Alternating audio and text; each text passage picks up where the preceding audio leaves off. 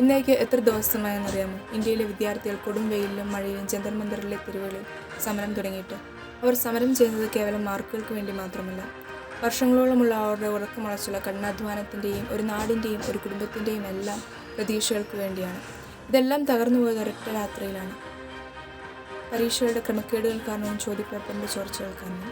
കഴിഞ്ഞ നാളുകളിൽ അവരെ അവരുടെ സമരപ്പന്തലിലിട്ട് അടിച്ചമർത്തി.